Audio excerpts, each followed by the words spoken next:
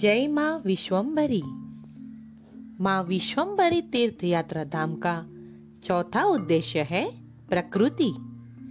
प्रकृति इस सृष्टि पे सबसे महत्वपूर्ण भूमिका निभाती है।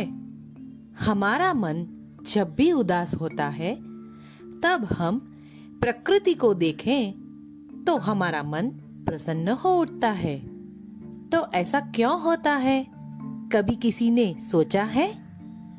इतनी सुंदर प्रकृति का निर्माण किसने किया होगा, यह कभी सोचा है? आज सब ज्ञानी कहते हैं कि इतनी सुंदर और अद्भुत प्रकृति की रचना कोई पुरुष द्वारा नहीं परंतु स्त्री शक्ति द्वारा हुई है। प्रकृति का निर्माण होना स्त्री शक्ति द्वारा ही मुमकिन है। यह स्वाभाविक है क्योंकि सर्जन माँ ही कर सकती है। तो यह माँ कौन है, इस बात का आज तक किसी को पता नहीं है। इतनी सुंदर, आकर्षक, मनमोहक, रंगों से भरी प्रकृति की रचयिता माँ विश्वम्भरी है। हमारी प्रकृति का ध्यान रखने हेतु माँ विश्वम्भरी ने मानव का निर्माण किया तथा मानव को विशेष बुद्धि प्रदान की। लेकिन आज मानव माँ के दिए हुए कार्य को भूला है। माँ ने अनेक सुंदर पशु, पक्षी, वृक्ष, समुद्र, नदी, पहाड़, जीव जंतु, कृमि कीट सब कुछ बनाया। इनमें अति सुंदर रंग भरे। अनेक रंगों से भरी यह प्रकृति हमें कितना कुछ देती है। प्रकृति हमें बिना स्वार्थ के खाने के लिए अन्न, जीने के लिए ऑक्सीजन, हवा, पानी, सूर्य प्रकाश सब कुछ देती है। फिर भी हम प्रकृति की सराहना नहीं करते हैं। आज मनुष्य प्रकृति का खंडन कर रहा है, प्रकृति को नष्ट कर रहा है। परिणाम स्वरूप वह उसका रौद्र रूप स्वयं दिखा रही है। प्रकृति सदैव नियति के नियम के आधार पे चलती है। यदि प्रकृति अपने नियमों को तोड़े तो सोचिए क्या होगा। यदि नदी अपना किनारा छोड़कर बहने लगे तो, यदि सूरज अपने निश्चित समय पे ना निकले तो, यदि चंद्र भी अपने निश्चित समय पर ना आए तो कैसा होगा? यह सोचकर भी मन कांपने लगता है।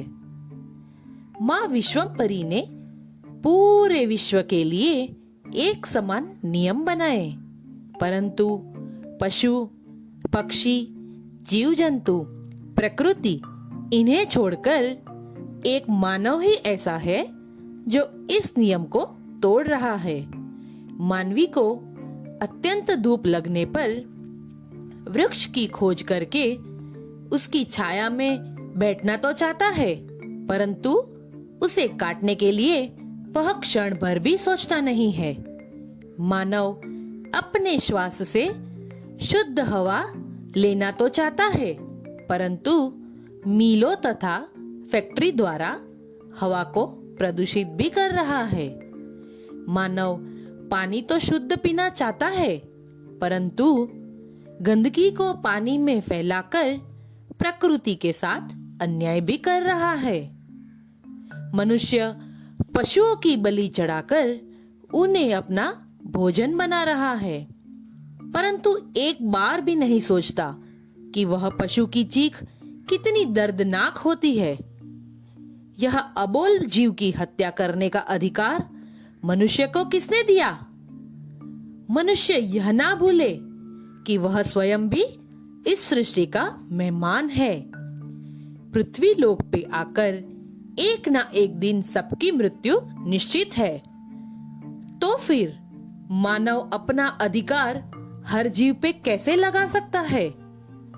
मनुष्य द्वारा प्रकृति के साथ हुए अत्याचार का उसे अवश्य दंड मिलता है।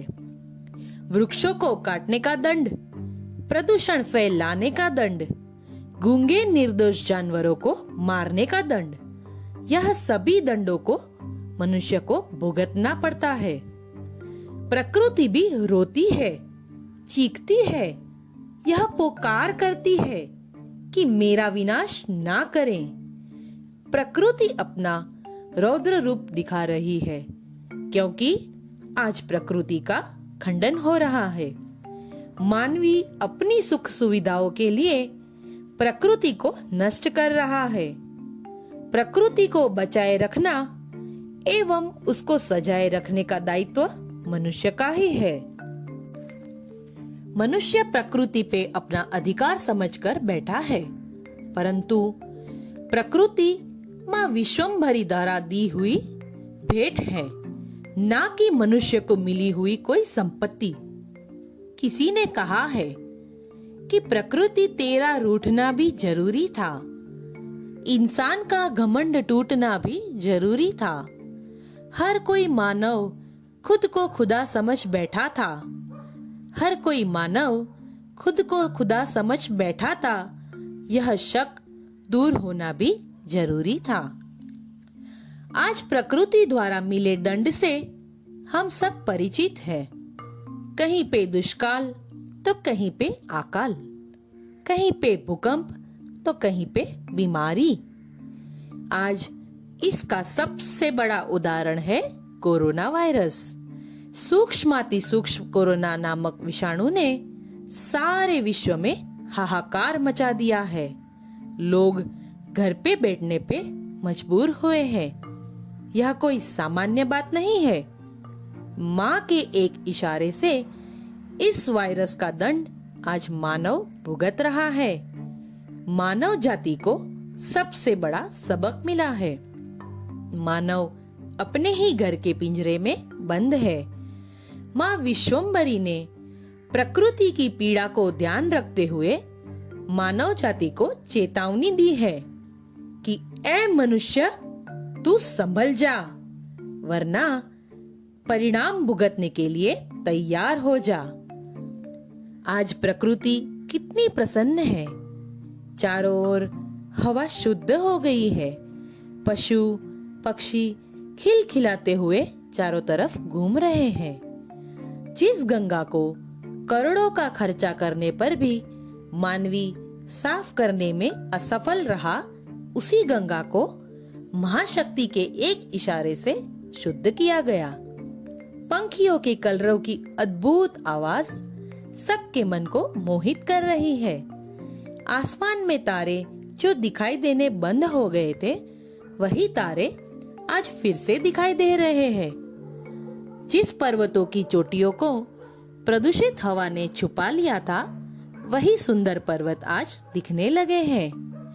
आज प्रकृति एक बार फिर से खिलखिला रही है। श्री महापात्र जी कहते हैं कि मनुष्य को प्रकृति के ऋण बंधन से मुक्त होना चाहिए, तभी वह मोक्ष प्राप्ति कर सकता है। श्री महापात्र जी स्वयं आज प्रकृति का जतन कर रहे हैं। अब हम यह सोचेंगे कि प्रकृति के ऋण बंधन से कैसे मुक्त हो। श्री महापात्र जी कहते हैं कि हर एक मनुष्य अपने जीवन के 2 वृक्ष लगाएं, तो सोचिए कितने वृक्ष पृथ्वी पे खिल जाएंगे। प्रकृति अपने आप ही सजने लगेगी। अपने जन्म होने का एक वृक्ष तथा अपनी मृत्यु का एक वृक्ष, ऐसे 2 वृक्ष अपने जीते जी लगाकर उनका जतन करके इस ऋण बंधन से मुक्त हो सकते हैं।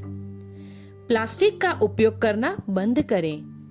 नदी, तालाब एवं समुद्र को शुद्ध रखें। उसमें किसी प्रकार का कचरा ना डालें।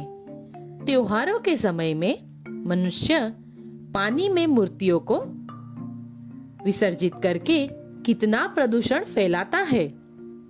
क्या भगवान की मूर्तियों का विसर्जन करना आवश्यक है? जिस प्रकार भगवान को घर पे लाते हैं, उनकी सेवा पूजा करके उनमें अपने भाव से प्राण भरते हैं, और जैसे ही मूर्ति में प्राण आए कि हम उन्हें विसर्जित कराते हैं। तो ऐसे में भगवान खुश होते होंगे। यह सभी बातों का विचार करके प्रकृति का जतन करें, ना कि उसका विनाश करें। हम सब प्रकृति के ऋणी हैं। प्रकृति का ऋण चुकाने का संदेश आज हमें माँ विश्वम्भरी तीर्थ यात्रा धाम द्वारा मिल रहा है। यदि हम सब यह संदेश का आचरण करके अपना जीवन जिए तो हम भी प्रकृति के ऋण बंधन से मुक्त हो सकते हैं। जय माँ विश्वम्भरी।